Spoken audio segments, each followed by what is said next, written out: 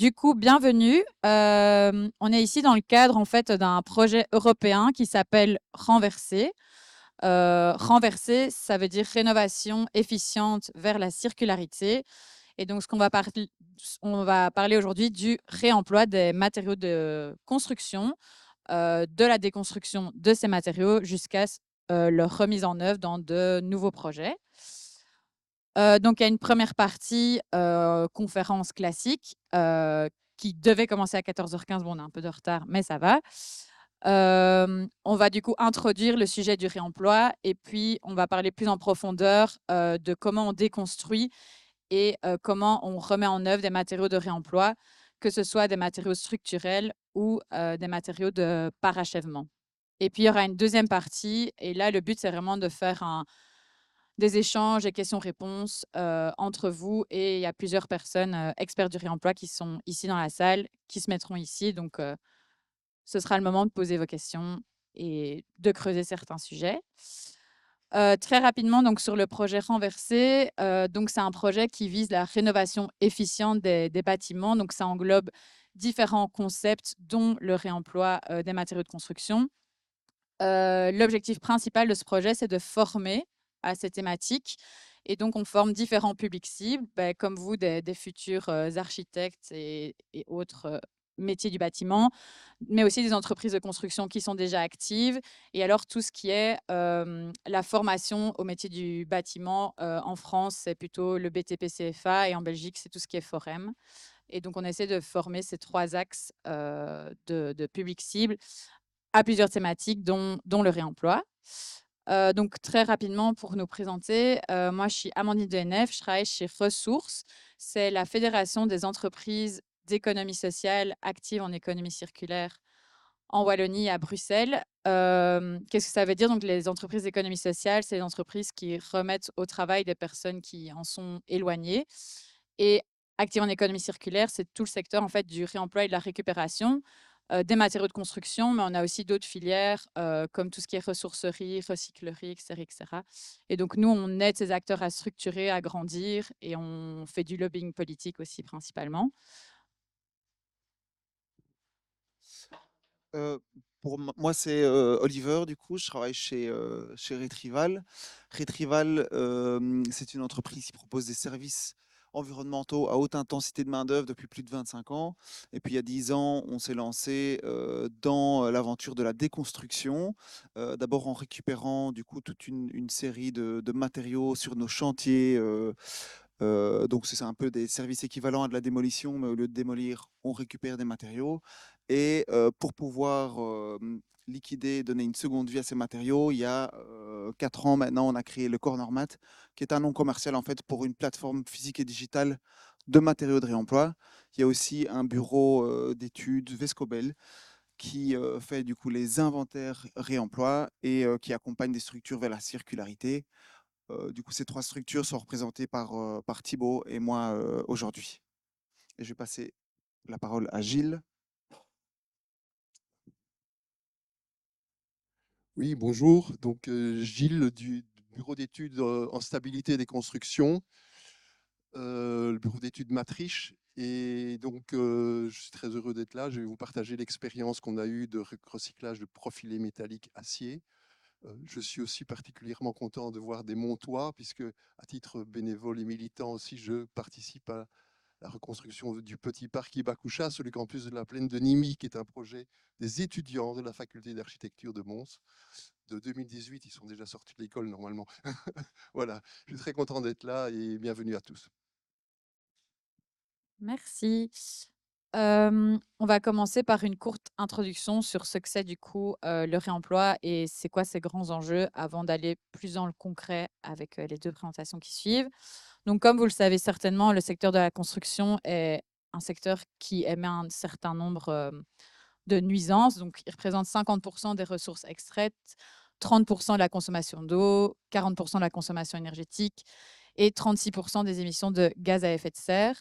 Donc ça, c'est au niveau européen. Donc, c'est un secteur essentiel et à la fois qui a des impacts. Après, il y a moyen de faire des choses avec tout ça.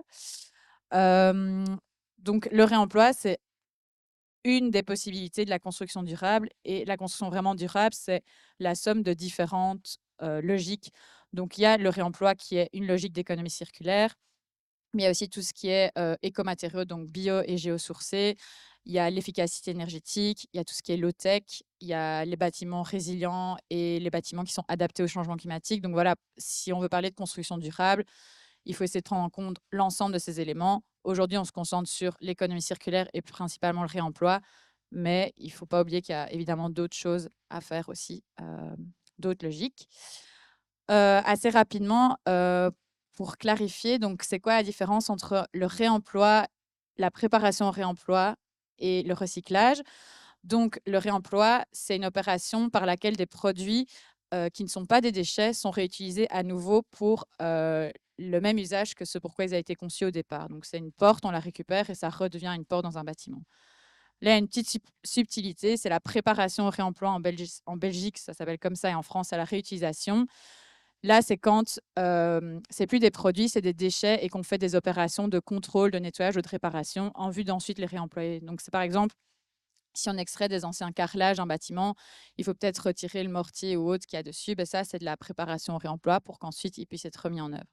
Et finalement, il y a le recyclage. Et là, à nouveau, c'est des déchets, mais ils ne vont plus être utilisés pour leur usage de base. Donc, par exemple, c'est une porte qui va être déchiquetée et qu'on va transformer en panneau aggloméré.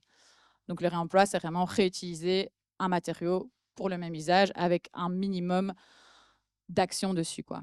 Parfois, c'est nécessaire. Du coup, on a la préparation, réemploi, on nettoie et tout ça. Mais voilà, comme ça c'est les différences principales. Comme j'ai déjà dit, le réemploi, c'est un des chaînons de l'économie circulaire dans le bâtiment. Et donc, il y a différentes boucles que vous voyez représentées ici à gauche. Et donc, au plus les boucles sont courtes, au plus d'un point de vue environnemental, c'est bénéfique. Et donc, même avant d'arriver à la boucle de réemploi qui est au milieu, en fait, il faut d'abord essayer de maintenir et d'entretenir au maximum les bâtiments qui sont existants. Donc ça, c'est ce qui sera le plus vertueux environnementalement parlant, c'est de ne pas arriver à déconstruire le bâtiment pour en extraire des matériaux de réemploi, c'est essayer de le maintenir le plus longtemps possible en vie. Et pour ça, j'en parlerai plus tard, il y a la réversibilité spatiale et il y a la réversibilité technique des matériaux qu'on abordera brièvement après. Mais quand c'est plus possible de maintenir le bâtiment, là, au lieu de démolir, la logique, c'est de rentrer dans ce qu'on appelle la déconstruction et donc d'essayer d'extraire un maximum de matériaux du bâtiment en les maintenant dans le meilleur état possible pour qu'ils puissent ensuite être réemployés, soit directement sur site dans un nouveau bâtiment, soit qui passent par une plateforme physique où on centralise les matériaux et qui puissent être ensuite réintégrés dans d'autres projets de rénovation ou de construction. Ça, c'est aussi assez rapidement. Donc oui, je tiens à préciser que sur l'introduction, on va assez vite, mais sachez qu'il y a un site internet Renversé. On a déjà donné pas mal de webinaires et tout ça. Et donc, s'il y a quelque chose que vous voulez creuser, il y a déjà pas mal de vidéos en ligne où on va un peu plus loin. Le paysage du réemploi. Donc, il y a déjà pas mal d'acteurs qui ont fait des choses, notamment ce projet que vous connaissez certainement, enfin peut-être, c'est un autre projet Interreg qui est fini, qui était le projet FCRBE et qui a vraiment créé beaucoup de documentation sur le réemploi, notamment des fiches material sheets sur 36 matériaux différents où ils expliquent bien comment repérer si c'est réemployable ou pas, comment le déconstruire, à quoi il faut faire attention, etc. etc. Donc ça permet d'aller assez loin. Ils essayent de donner plein de guides pour accompagner les différents corps de métier à mettre en place le réemploi. Ils ont aussi partagé des méthodologies pour faire des inventaires. Enfin voilà, si vous cherchez de la documentation, c'est vraiment un projet ressource. Il y a aussi ce site matériothèque.brussels. Là, en fait, vous pouvez vous balader dans le bâtiment et vous cliquez sur les différents éléments et puis vous avez toutes les informations en lien avec ces matériaux autour du réemploi. Et alors, il y a aussi aux alentours du coup d'ici et aussi du côté de Mons en Belgique, il y a déjà aussi quelques acteurs qui existent. Donc, Cornermat, il y a le Parpaing à Roubaix, il y a Bâtiter, il y a Rotor à Bruxelles, il y a Reempro à Lille et à Bruxelles, Cycle Up qui est à Paris, Bâticycle, la Matériothèque à Tournai. Donc ça, c'est toutes des plateformes physiques. Donc ça, c'est des endroits dans lesquels vous pouvez trouver des matériaux de réemploi à intégrer dans vos projets. Et la plupart ont aussi des plateformes digitales, donc vous pouvez carrément aller voir ce qu'ils ont en stock via Internet sans devoir vous déplacer. Il y a aussi des plateformes digitales. La plus complète, c'est Opalis, donc qui recense des fournisseurs et des repreneurs de matériaux de réemploi pour pas mal de différents flux.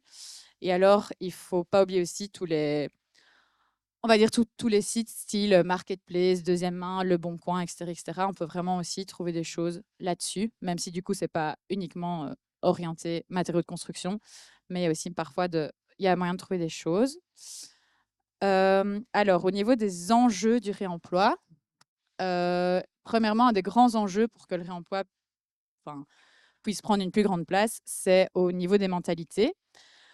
Donc déjà, il faut se rendre compte que le réemploi, entre guillemets, c'est un peu revenu à la mode actuellement, mais c'est une pratique en fait qui se faisait avant naturellement et qui était vraiment là depuis l'Antiquité. Et donc en fait, avant, on démolissait pas un bâtiment en tapant dessous et en mélangeant tous les matériaux. Il y avait vraiment une logique de déconstruction et de récupérer les matériaux. Donc par exemple, là, on voit la photo, c'est la démolition de l'ancien palais Gravenel à Paris. Ben, ça se voit pas très bien, mais les différents matériaux sont triés. Et en fait, vers le milieu du XXe siècle, comme il y a l'apparition de tout ce qui est mécanisation, petit à petit, ça devient de moins en moins rentable de déconstruire et de trier, et ça revient moins cher de tout taper au sol et que ça parte en déchets. Et donc, depuis le milieu du XXe siècle, le réemploi s'est un peu perdu, vraiment perdu. Et puis actuellement, depuis quelques années, on voit que ça revient, notamment avec des acteurs tels que Rotor ou Cornermat Retrieval, qui se relancent dans la déconstruction et le fait de créer de faire des matériaux de réemploi. Ça, c'est juste un exemple. Donc, c'est pour vous montrer, avant, on vendait les bâtiments pour démolition parce que les gens savaient qu'ils allaient pouvoir récupérer des matériaux qu'ils allaient pouvoir réintégrer dans d'autres bâtiments. Finalement, pourquoi faire du réemploi? Il y a 3 arguments principaux, et alors en fonction des sensibilités de chacun, on peut s'appuyer plus sur l'un ou sur l'autre ou sur les 3. Mais donc évidemment, d'un point de vue environnemental, c'est le graphique qu'on voit là. En fait, le réemploi, donc c'est un graphique qui représente l'impact environnemental. C'est modélisé sur l'outil Totem. Je ne sais pas si vous connaissez, mais voilà. Et donc, on voit le plus à gauche que c'est des briques neuves, puis c'est des briques réemployées, mais pas sur le site même. Et puis, c'est des briques qui sont réemployées sur le site même. Et puis, c'est des briques qu'on maintient dans le projet sans les retirer. Et donc, on voit au fur et à mesure que l'impact environnemental est de plus en plus faible. Donc ça, c'est le premier argument. D'un point de vue environnemental, ça fait sens. D'un point de vue social, en fait, les activités de déconstruction et de création de plateformes physiques pour des matériaux de réemploi, en fait, ça crée beaucoup plus d'emplois que des activités de démolition. Et donc, ça permet aussi de donner des emplois locaux et stables à des personnes qui sont parfois en réinsertion ou éloignées du marché du travail. Et alors, le dernier argument, c'est culturel, donc tout ce qui est lié au patrimoine, parce que du coup, réemployer les matériaux, ça permet aussi de conserver une partie du patrimoine. Un autre enjeu, c'est le coût du réemploi. C'est une étude qui a été faite par CycleUp a fait une étude là-dessus. Je ne vais pas rentrer dans le détail, mais en gros, ils ont essayé de comparer le coût du réemploi par rapport au neuf pour différents flux de matériaux. Et on voit que grosso modo, il n'y a pas des énormes différences. Ça dépend en fait par rapport au neuf de quelle gamme on parle. Donc, si on prend évidemment du neuf très bas de gamme, le réemploi va être plus cher. Mais si on prend du neuf plus haut de gamme, le réemploi ne va pas spécialement être plus cher. Et en général, les matériaux de réemploi, ils ont quand même une bonne qualité. Donc, ça dépend avec quoi on compare. Il y a aussi toute une question de qu'est-ce qu'on prend dans les matériaux de réemploi, parce qu'il y a plusieurs manières de faire du réemploi. On peut aller chercher des matériaux très spécifiques faits par des designers connus, etc., etc. Et donc, on peut se retrouver avec des crochets de porte-manteau à 1 300 € de réemploi. Et on peut aussi se retrouver avec plein de matériaux comme des sanitaires, des chemins de câble, des trucs beaucoup plus basiques. Et donc, si on sélectionne, au plus on sélectionne les matériaux et au plus on va vers du très haut de gamme et allez, on va dire plus des pièces de finition, au plus la rentabilité économique sera élevée, étant donné que là, le crochet à 1 300 €, ça rapporte beaucoup d'argent, mais l'impact environnemental ne sera peut-être pas aussi, l'impact environnemental n'est pas aussi élevé. Donc, il faut essayer aussi de ne pas trop sélectionner les matériaux qu'on réemploie et d'être assez large. Au niveau du coût, en conclusion, par rapport aux neufs, c'est juste que les matériaux neufs, en fait, 60% de leur prix dépend du coût des matières premières. Donc, ils sont soumis à une certaine volatilité. Tandis que pour le réemploi, 60% du coût est lié à la main-d'œuvre. Et donc, on voit que c'est vraiment pas du tout le même type de question derrière, ni le même type d'économie qui essaie de se mettre en œuvre. Et donc, par rapport au coût, la conclusion, c'est que on ne sait pas vraiment dire comme ça parce que ça dépend fort de ce qu'on demande comme matériau, donc le type de matériau et la qualité du matériau recherché. Et donc, en général, c'est plus ou moins la même chose, mais ce n'est pas une science exacte. Alors, concevoir pour le réemploi. Donc là, c'est l'idée, j'en ai parlé au début, que ce qui reste le plus vertueux, c'est de maintenir au maximum les bâtiments existants debout. Et donc, pour ce faire, il y a 2 façons de réfléchir. Il y a la réversibilité spatiale. Donc ça, c'est vraiment essayer de penser au moment de concevoir le bâtiment à différents scénarios pour son utilisation et qu'il puisse être le plus adaptable possible pour qu'il puisse rester en utilisation le plus longtemps possible. Et puis à concevoir pour la déconstruction, ça c'est tout ce qui est réversibilité technique. Et la réversibilité technique, c'est en gros la manière de mettre en œuvre les matériaux dans le bâtiment, donc les connexions entre les matériaux.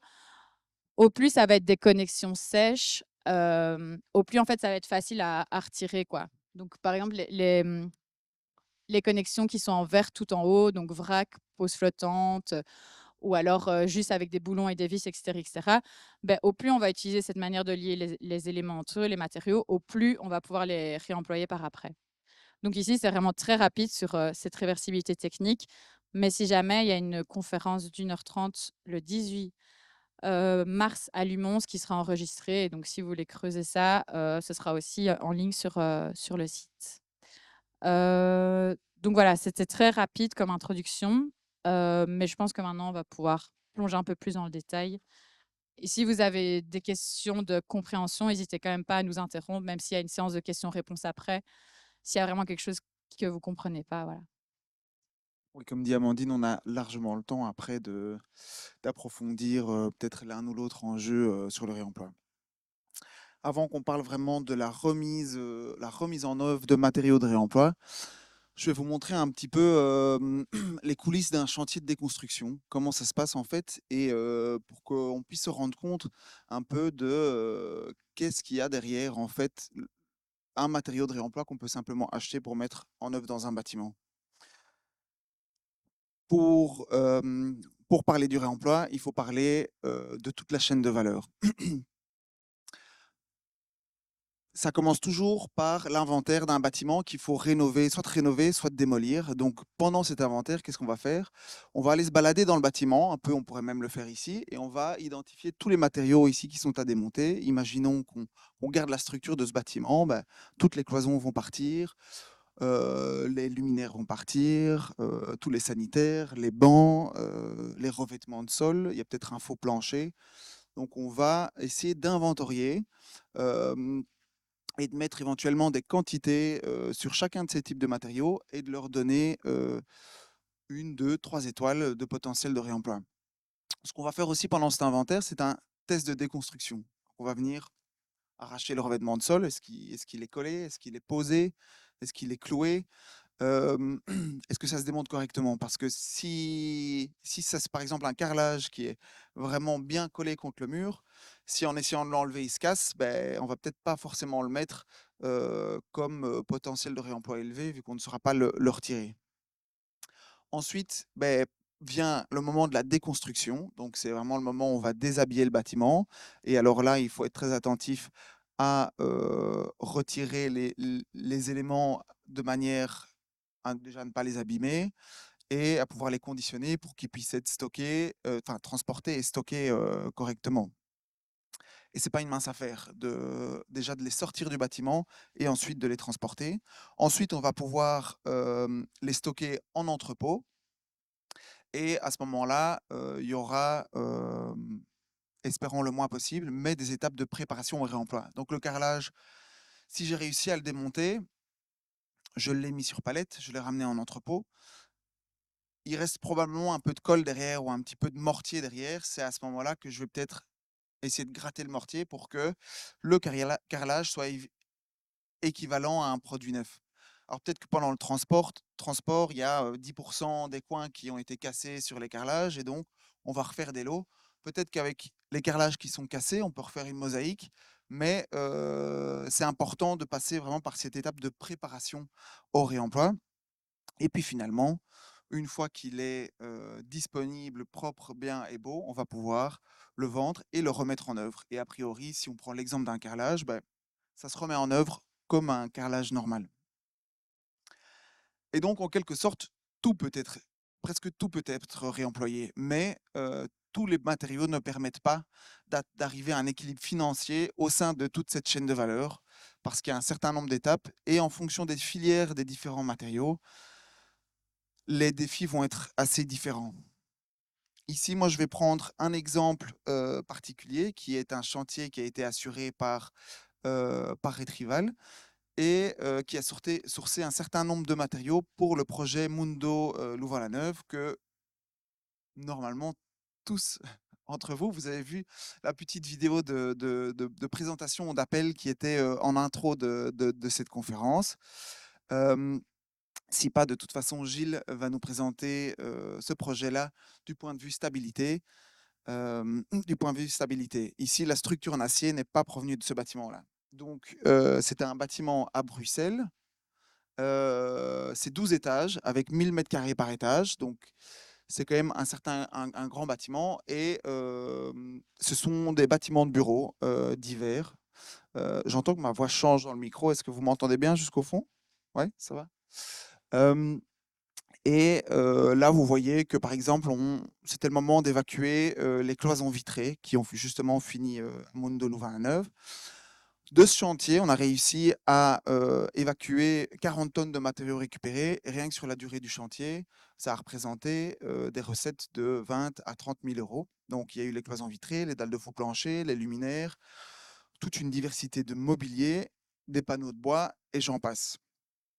En termes de valorisation, donc on fait vraiment bien la distinction entre valorisation et réemploi. Valorisation, c'est quand on va parler de la valorisation matière ou valorisation énergétique. Si on prend du bois, par exemple un panneau de bois, non, prenons une porte. Pour reprendre l'exemple d'Amandine là tout de suite, une porte, si on la réemploie, ben, elle sera réemployée comme une porte. Si on valorise sa matière, on va la déchiqueter pour la mettre dans un panneau de bois aggloméré. Et alors, si on valorise son énergie, valorisation énergétique, ben, on va probablement la broyer et la brûler dans un grand four industriel. Et donc, la valorisation, c'est souvent le recyclage des matières. Donc, de ce chantier-là, il y a 11 conteneurs entiers de plâtre qui sont partis, à chaque fois des conteneurs de 30 mètres cubes, 10 conteneurs de métaux, 7 conteneurs de bois B, donc pas du bois brut, du bois transformé, 4 conteneurs d'isolant, 3 conteneurs d'aluminium, un conteneur de plastique dur et un seul conteneur de DIB. Donc DIB, c'est déchets industriels banals.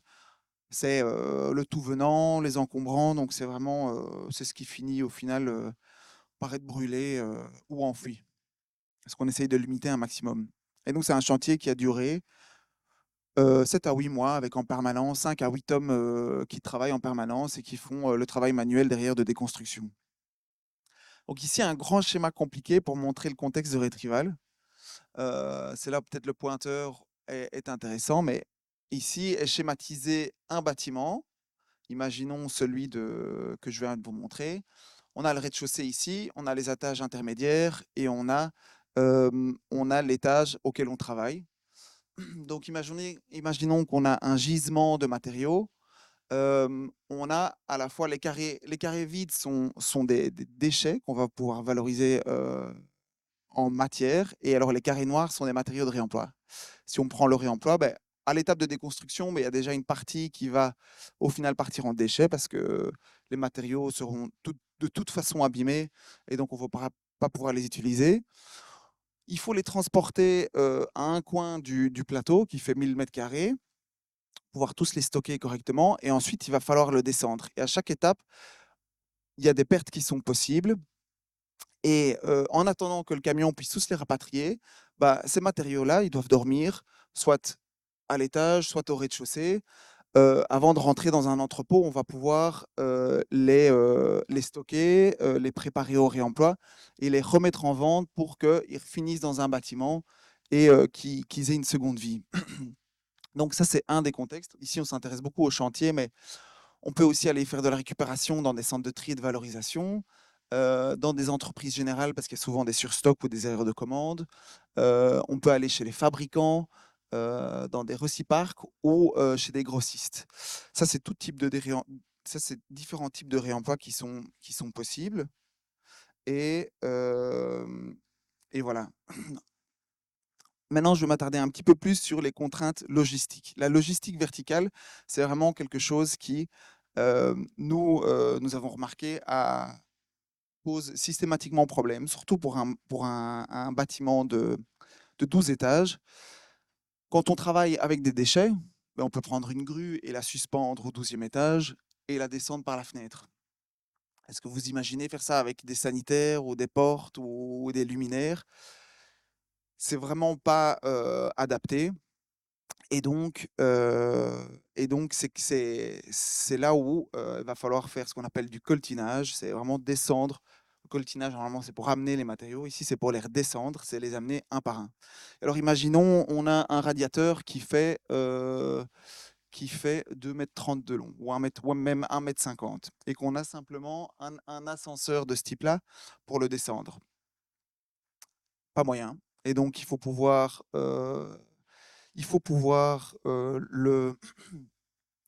déjà, il faut déjà trouver quelqu'un qui veut reprendre votre radiateur en fonte.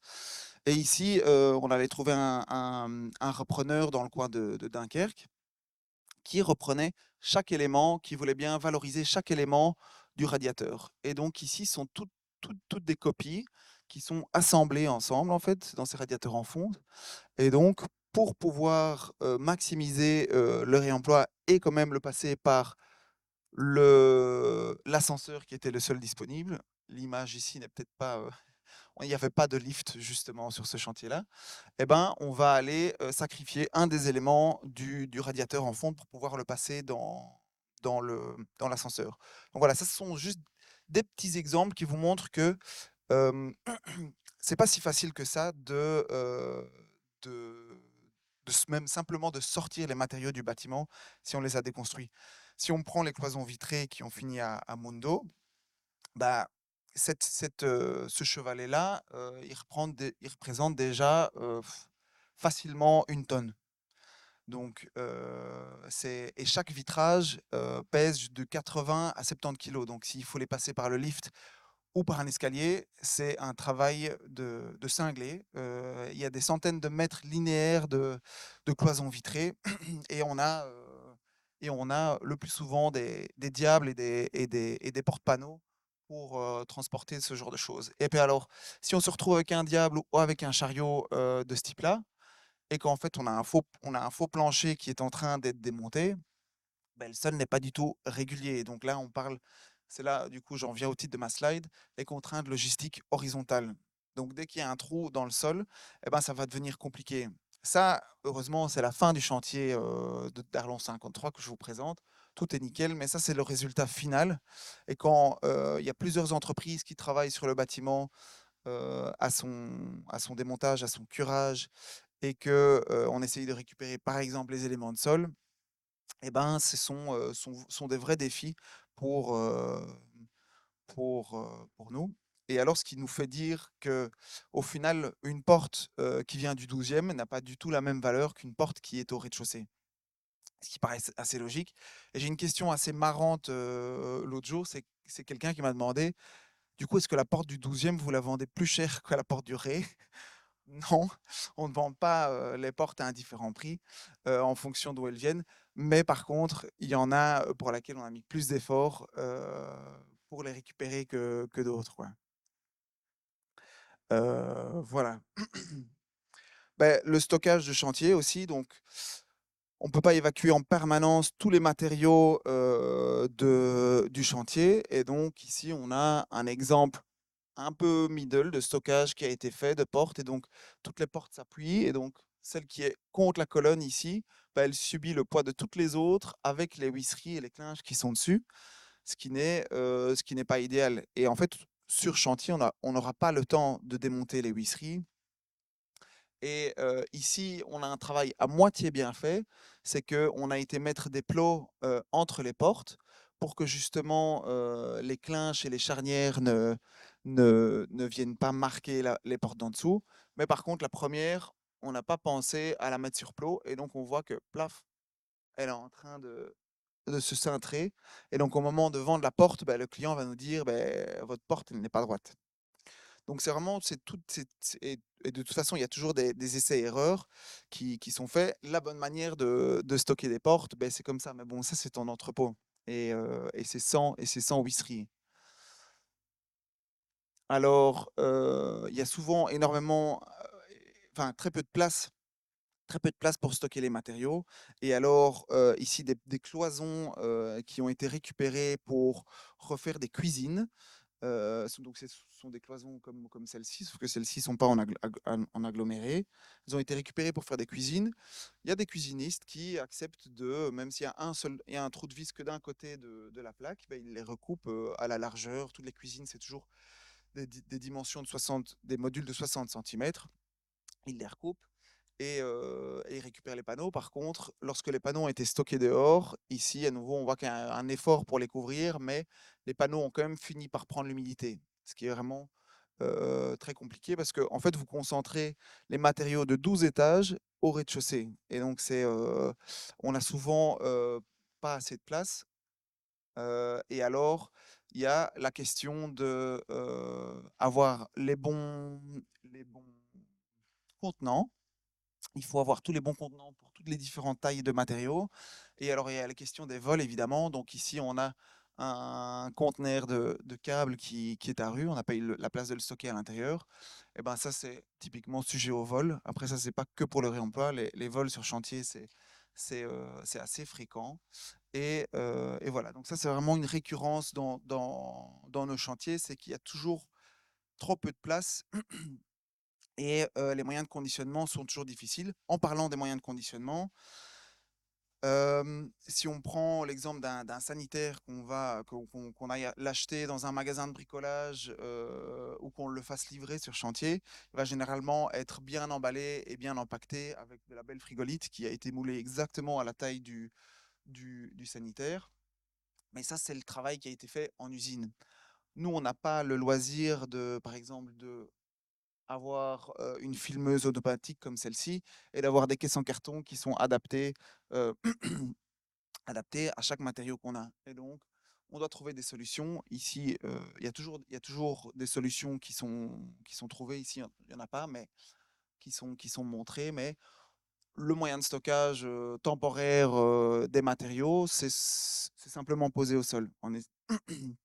Ou alors ici, on voit une palette qui a été filmée. Mais généralement, on a 3-4 différents modes de stockage qui sont possibles. Et par rapport à une machine, enfin, à des machines comme celle-là, eh ben, tout faire à la main, ça représente vraiment un coût supplémentaire. Et alors, par rapport à de la démolition,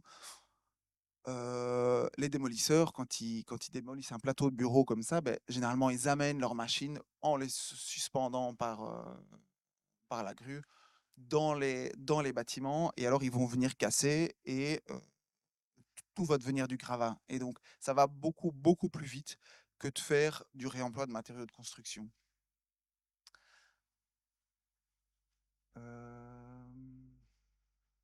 Voilà, la main-d'œuvre est difficilement compétitive avec des machines. Et alors, un autre chantier, peut-être qui est vraiment assez exemplaire en termes de circularité, c'était un centre d'exposition automobile qu'on a démonté en 2021. Là, c'était vraiment un menuisier qui était presque même en avance sur son temps par rapport à l'économie circulaire. C'était un menuisier indépendant qui a vraiment conçu tout pour que tout puisse être démonté et que tous les éléments puissent vraiment, Amandine parlait d'assemblage sec juste avant. Donc, tous les assemblages permettaient de récupérer toutes les planches et tous les éléments. Et tous les plans étaient fournis lors du chantier. Et donc, il a été démonté en 2021 par Etrival. Et là, il est en cours de montage, presque à l'identique, pour un théâtre à Marchin, donc qui est vers Liège, enfin c'est en province de Liège en tout cas, en Wallonie. Et, et alors ici, grâce à cette conception justement circulaire, 95% des matériaux ont pu être récupérés. On n'a pas encore le fin mot sur le taux de réemploi, parce qu'on peut parler de réemploi seulement une fois que ça a été remis en œuvre, parce que c'est possible que certains vitrages aient été brisés et tout ça de la remise en œuvre, mais voilà, c'est en cours de montage. Et alors, je vais donner un exemple de mise en œuvre de matériaux de réemploi, qui sont en fait les bureaux de Retrival à Charleroi. Derrière, il y a l'atelier, mais ici, je parle vraiment de la partie bureau. Ici, 80% des matériaux du second œuvre, donc presque tout sauf l'HVAC, sont issus de réemploi. Ça représente 21 tonnes de matériaux issus de chantiers, issus des chantiers de Retrival. Ça a représenté proche de 140 000 euros d'économie pour l'entreprise. Il y a une étude assez approfondie qui a été faite sur le bâtiment et qui montre aussi que même pour l'État, ça a représenté jusqu'à 12 000 euros d'économie en termes de recyclage de matériaux. Et entre autres, ça a permis d'éviter 600 tonnes d'émissions de CO2. HVAC, pardon, c'est l'acronyme pour Heating, Ventilation, Air Conditioning. C'est tout ce qui est chauffage, ventilation, air conditionné. Voilà, sont les techniques de chauffage et de ventilation. Donc ça, c'est la cuisine des bureaux sur le chantier et remise en œuvre dans nos bureaux. Ce sont des anciens coffres de banque,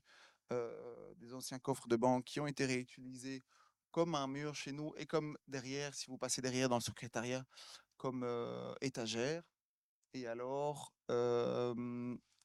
pour les sanitaires et les douches du bâtiment, voilà, ce type de carrelage-là a été récupéré et des cloisons de bureau ont été récupérées comme cloisons de douche.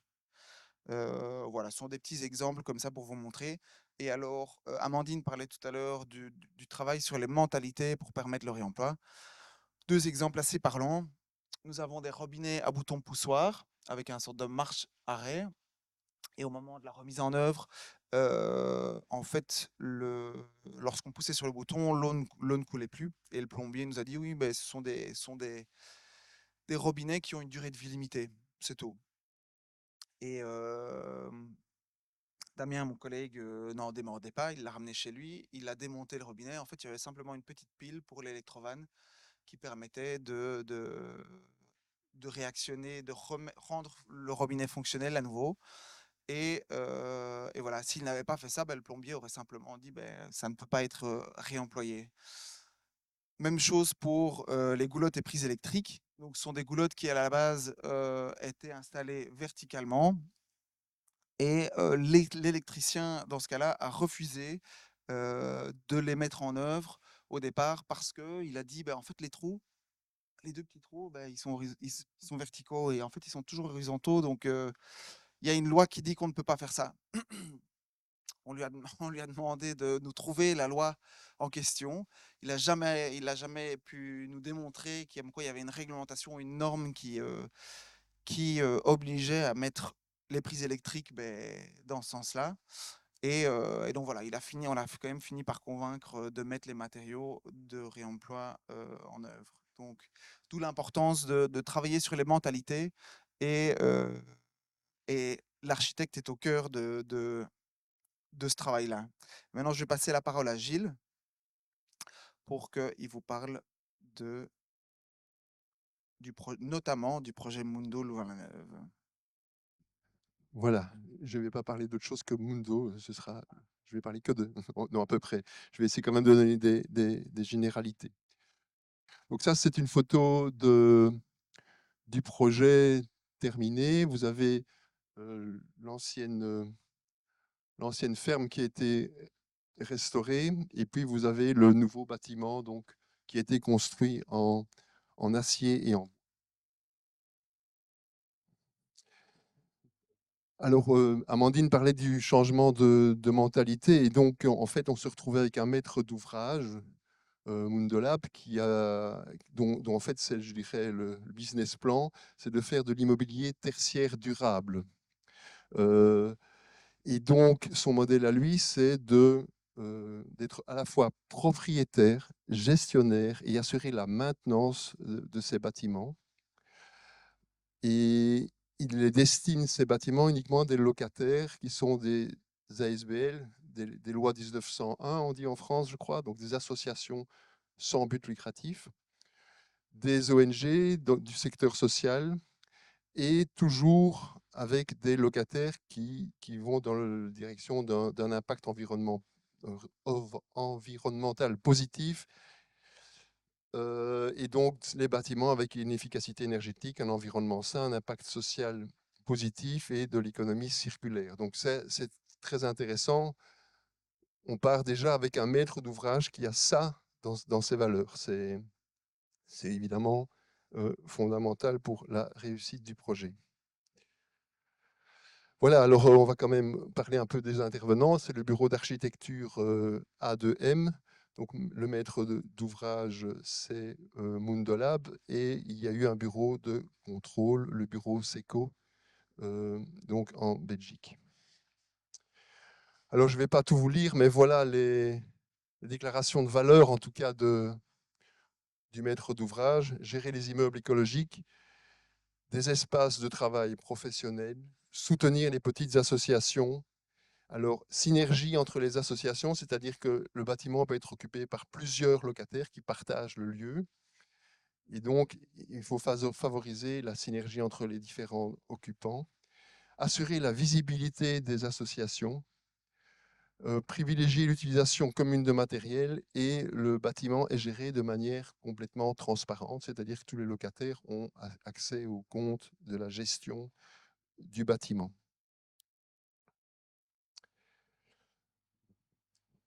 Donc, le projet de Munto Louvain-la-Neuve, c'était un projet donc, de rénovation d'une vieille ferme, et la réalisation d'un nouveau bâtiment pour un total de 2300 m² de bureaux. Alors, il y a 26 parkings en sous-sol.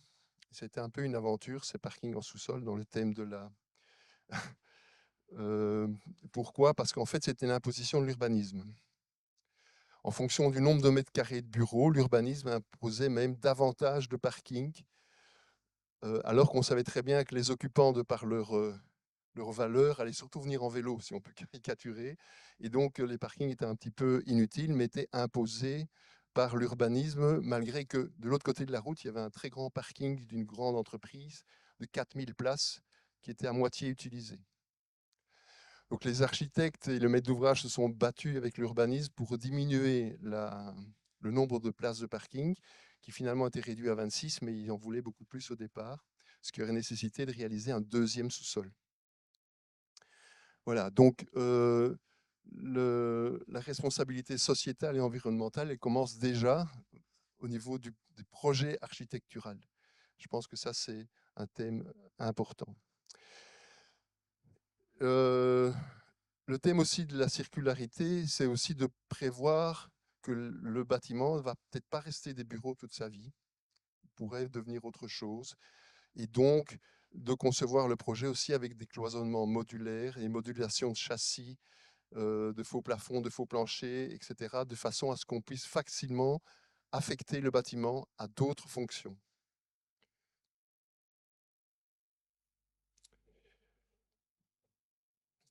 Alors là, c'est les photos du bâtiment initial, tel qu'il existait, donc avant le projet, du côté façade avant et façade arrière. Ça, c'est au moment de la démolition. Donc, il était prévu de récupérer les briques. Et en fait, bon, vous voyez que le bâtiment n'était pas en très bon état. Hein, vous voyez la fissure là. Et Et malheureusement, il s'est avéré que la porosité des briques était vraiment trop avancée. On n'a finalement pas pu les récupérer. Donc ça, c'est une vue en plan du projet architectural. La vieille grange est là-bas en haut. Hein. Là. Et donc ici, vous avez le grand volume dans lequel, en dessous duquel se trouvent les parkings. Voilà. Ça, c'est le plan d'étude de stabilité où on voit les planchers qui sont en bois et les structures métalliques qui vont venir ici pour porter les planchers. Voilà, c'est une maquette 3D de la structure. Voilà. Vous voyez ici la rampe qui descend vers le sous-sol, qui est semi-enterrée. Oui, je vais revenir sur ce phénomène-là, c'est-à-dire que les architectes ont conçu le parking semi-enterré. Pourquoi? Pour penser à la réutilisation et la transformation le jour où on se rendra compte qu'on n'a plus besoin de 26 places de parking, de façon à pouvoir l'aménager pour faire autre chose. Donc il est semi-enterré, c'est-à-dire que les voiles du sous-sol ont été ferraillées de façon telle qu'ici, en fait, on va pouvoir faire des ouvertures de fenêtres de façon à pouvoir transformer le sous-sol en bureau ou dans autre chose pour une autre fonctionnalité. Donc là aussi, c'est quelque chose qui va être pensé au niveau du projet architectural. Voilà, alors au niveau de la circularité des matériaux, il y a le CSTC, donc qui s'appelle Buildwise maintenant, qui a sorti un tableau qui dit à partir de quelle distance c'est intéressant d'aller chercher des matériaux de récupération. Donc vous voyez que pour des briques en terre cuite, on peut les chercher à peu près 1100 km. Ça reste intéressant d'un point de vue de récupération pour les gaz à effet de serre. Pour du bois scié non traité, 4500 km. C'est déjà loin. Pour l'acier, celui dont on va principalement parler, on est à 40 000 km. C'est le périmètre de la planète. Donc, on peut aller le chercher en Chine, en Australie. Ça reste intéressant. Hein, c'est peut-être pas l'idéal, mais voilà. C'est intéressant à savoir. Pour du granulat, 150 km.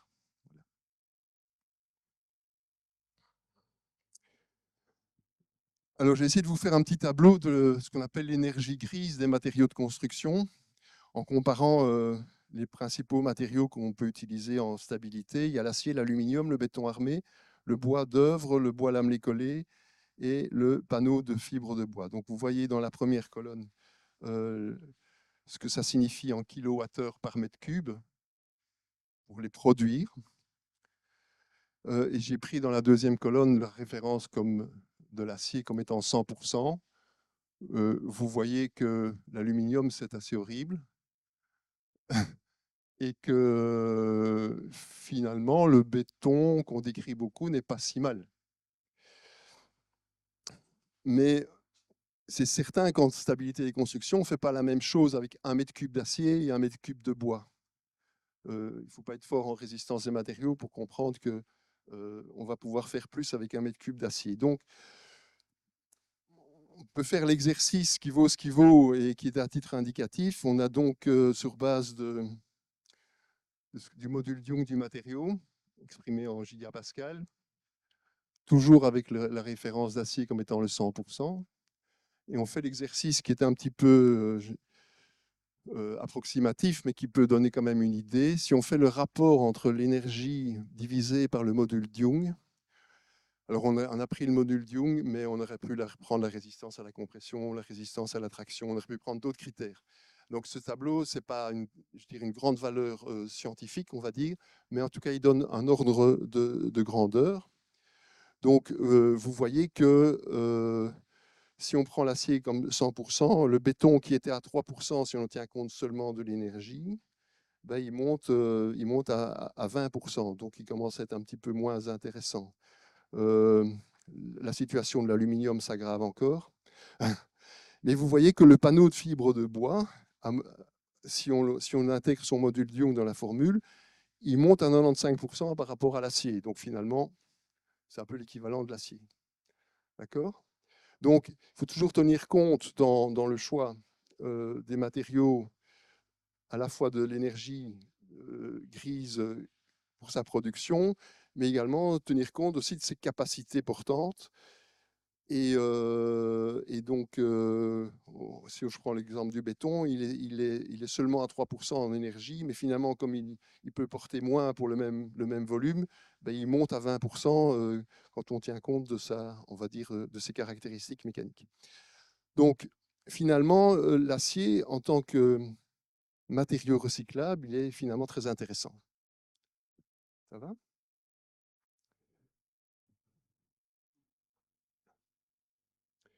Voilà, ça, ce sont les profilés métalliques qui ont été récupérés. Vous voyez, il y a des trous, il y a donc des morceaux qu'on va devoir découper, il y a eu des trous pour mettre des boulons. Ouais, voilà. Ils sont parfois tordus, en mauvais état, rouillés, etc. etc. Ce sont des profilés qui ont été, oui, là on le voit bien qu'il était, ici l'aile ici est carrément tordue. Donc, ce sont des profilés qui ont été récupérés chez un ferrailleur hollandais, donc en Hollande. Mais bon, on parlait de 40 000 km, hein, c'est pas très loin la Hollande. Donc tout va bien. Et donc, on s'est évidemment posé la question de, ben oui, mais qu'est-ce qu'ils valent ces profilés en acier? Et donc, quelles sont leurs caractéristiques? Parce que, par exemple, la plupart des aciers qui ont été produits avant 1970, 1970, excusez-moi, n'étaient pas soudables. Donc, on était impossible de venir souder une platine ou un autre profilé dessus. Donc, et là, on les a récupérés en vrac sans savoir à quoi on avait affaire. Alors, je vais revenir un peu sur la question du risque qu'on prend quand on fait une structure en éléments de recyclage, non, de réemploi plutôt. Voilà, et alors je vous présente ici une méthode que les conseillers en prévention, les coordinateurs sécurité chantier connaissent. C'est la méthode de Quinet qui fait un calcul de risque qui est le produit de la probabilité que l'accident arrive, multiplié par les conséquences, c'est-à-dire son indice de gravité, et également la fréquence de l'exposition à ce danger. Et donc, c'est une formule qui vaut ce qu'elle est, qui, entre guillemets, va jouer avec la vie des gens avec des chiffres. mais qui a le mérite d'exister et qui donne quand même des indications. Bon, souvent, dans la tête des gens, on s'arrête au premier critère et on oublie de tenir compte des deux autres. Spécialement les constructeurs de centrales nucléaires, ils adorent ça. Ils oublient souvent les deux autres. Je pense qu'on s'arrêterait de construire des centrales nucléaires si on en tenait compte. Voilà. Donc voilà, la méthode de Quinet. Vous avez des valeurs ici qui va de 0,1 à 10 avec le facteur de probabilité, le thème d'exposition et le thème de la gravité. Voilà. Et puis après, il vous donne, voilà, si on est entre R égale 0 et 20, on est risque peu important. Et si on monte entre un risque plus de 400, on est dans ce qu'on appelle le risque élevé, arrêt du travail, ce qui veut dire dans l'autre cas, on abandonne le projet et prévoir l'évacuation du site. Ça va. OK, bon. Et en fait, qu'est-ce qui se passe au niveau de stabilité? Ben, en stabilité, en fait, on est avec une exposition qui est continue. On est dans des bureaux, on peut dire qu'ils sont utilisés en permanence. Et on est dans le cas des conséquences si l'immeuble s'écroule dans une catastrophe, nombreux morts, dommages très importants.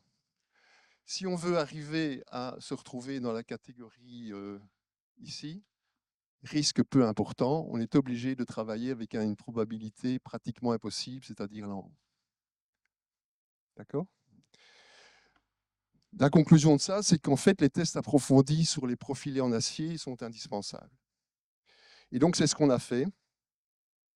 Et on a demandé pour ça l'assistance technique du bureau de contrôle SECO et qui a pris en charge la mission, qui a évidemment pris en connaissance des plans de la structure, l'inspection sur site des profilés métalliques qui ont été amenés depuis la Hollande chez un charpentier métallique à Charleroi, l'assistance technique à la définition des tests à mettre en œuvre, l'avis sur le choix du laboratoire auquel on va confier ces tests, avis sur le rapport que ce laboratoire va remettre, et puis finalement rédaction d'un rapport final et de conclusion.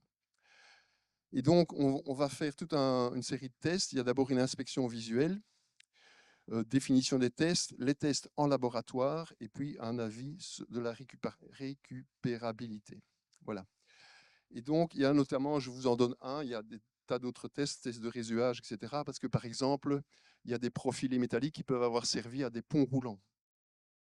Et le pont roulant, c'est-à-dire que le profilé a passé 40 000 fois dans sa vie entre chargé par chargé, chargé par chargé. Donc, il y a ce qu'on appelle le phénomène de fatigue, qui n'est pas le cas pour je dirais un profilé qui est dans un bâtiment et qui, entre guillemets, ne change pas véritablement de charge au cours de sa vie.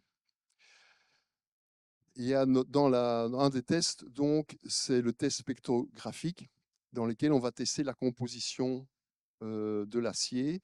Vous avez ce qu'on appelle la formule de l'équivalent carbone, avec bien sûr le pourcentage de carbone, mais également aussi la présence de manganèse, de chrome. J'ai oublié les deux autres, le cuivre, le zinc, je ne sais plus. Voilà. Et le V, je ne sais plus. Palladium, voilà.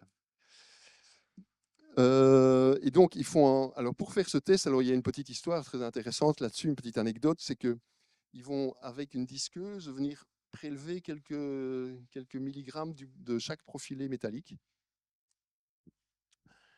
Et puis, ils ont fait ça, les ouvriers ont fait ça de manière minutieuse, etc. Et puis, on s'est rendu compte qu'il y avait des incohérences dans les résultats. Et en fait, on s'est rendu compte que la disqueuse qu'on avait utilisée à un point, sur un profilé, comme si on utilisait le même disque sur le profilé suivant, on polluait le deuxième essai. Et donc, qu'il fallait prendre un disque neuf pour chaque profilé métallique si on voulait avoir des résultats fiables. C'est une petite anecdote auquel on ne pense pas au début, et puis qu'on découvre et on se rendait compte que des profilés donnaient des résultats différents, on dit un truc qui ne va pas, donc on a dû, entre guillemets, recommencer. Et mais bon, ça c'est l'expérience, mais c'est comme ça que ça s'est passé. Alors vous voyez là l'état des profilés neufs remis en peinture. Hein.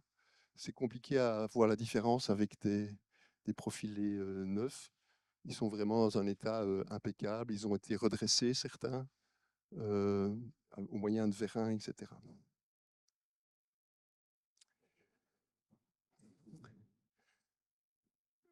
Alors, la grande question aujourd'hui, c'est est-ce que c'est plus intéressant au niveau économique d'utiliser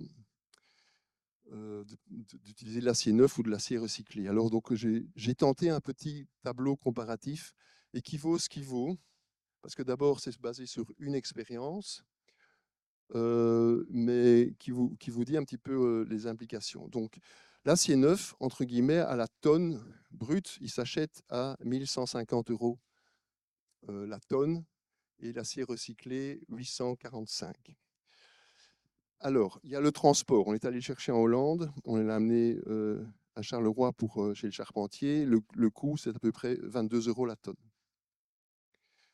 Alors, il y a une surconsommation. Pourquoi est-ce qu'il y a une surconsommation? C'est parce que nous, en tant que bureau d'études, on a fait notre note de calcul comme d'habitude, on arrive à un certain profilé, mais près, dans le stock disponible, ce profilé, on ne l'a pas.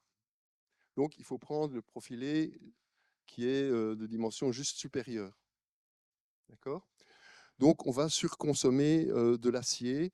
Et donc, dans l'autre cas concret, entre le profil idéal théorique et celui qui a été mis en place, on a à peu près surconsommé 10%. Alors, il y a aussi des pertes, parce qu'on a acheté 75 tonnes d'acier pour finalement pouvoir en utiliser 68. Les morceaux qu'on a dû couper aux abous, les profilés qui n'étaient vraiment pas récupérables, etc. Donc, également 10% de pertes. Après, il a fallu faire le grenaillage, les découpes, etc. Tout le travail de coordination de test, qui a à peu près coûté 5 000 € pour les 68 tonnes d'acier. Alors, j'ai ajouté une ligne qui est en fait que le maître d'ouvrage, Mundolab, et son personnel, ils ont investi un temps impressionnant dans la recherche de matériaux, dans les contacts avec les bureaux de contrôle, avec les laboratoires, etc. etc.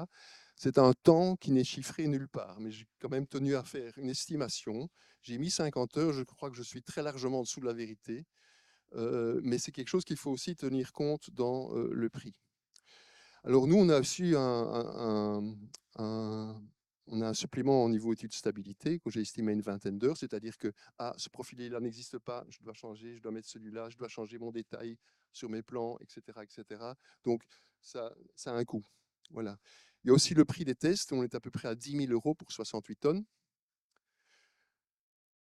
Et finalement, on a le prix de mise en œuvre de l'entrepreneur. Ce qui veut dire qu'on arrive à 4 500 € la tonne pour du neuf et 4 109 pour du recyclé.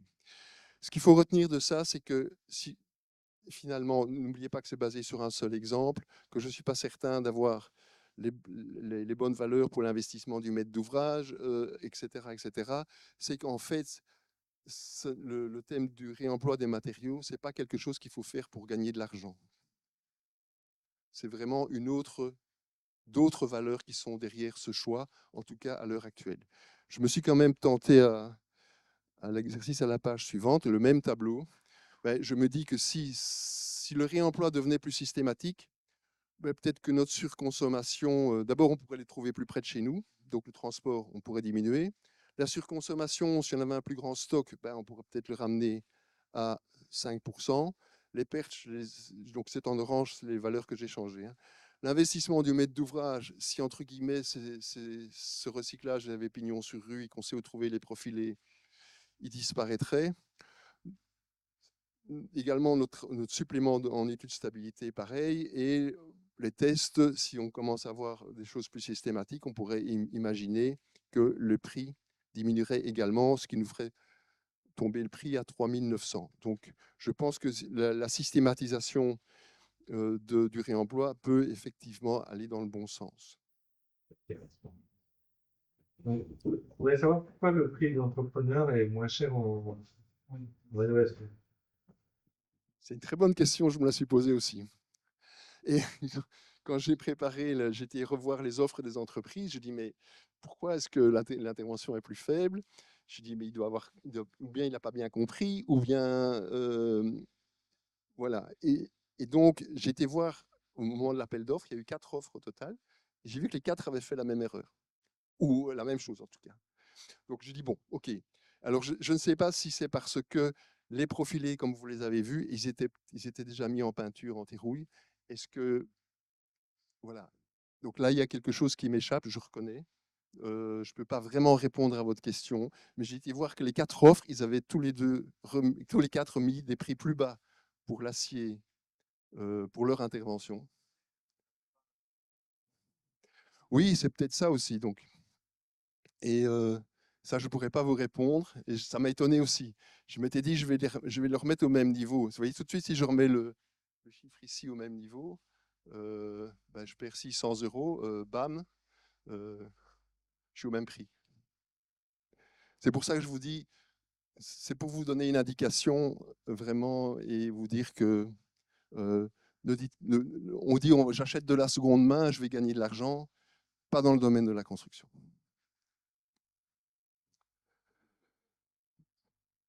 Voilà. Bon, ceci dit, il faut relativiser les choses aussi. Hein, donc, on parle d'une différence de prix de 10% sur la charpente métallique, c'est-à-dire 2% du prix du gros œuvre et 0,7% du produit, du prix du projet. Donc, il faut aussi relativiser les choses par rapport à ça. Et en tout cas, la conclusion, comme je vous disais, l'intérêt n'est pas encore économique, il est vraiment ailleurs. Voilà, alors je vais vous présenter quelques projets. Donc voilà, vous voyez les profilés métalliques avec les planchers en ourdi bois. Voilà. Ça, c'est la partie haut du sous-sol qui est en béton, également avec les profilés récupérés. Ça, c'est une vue de la charpente en montage. Voilà.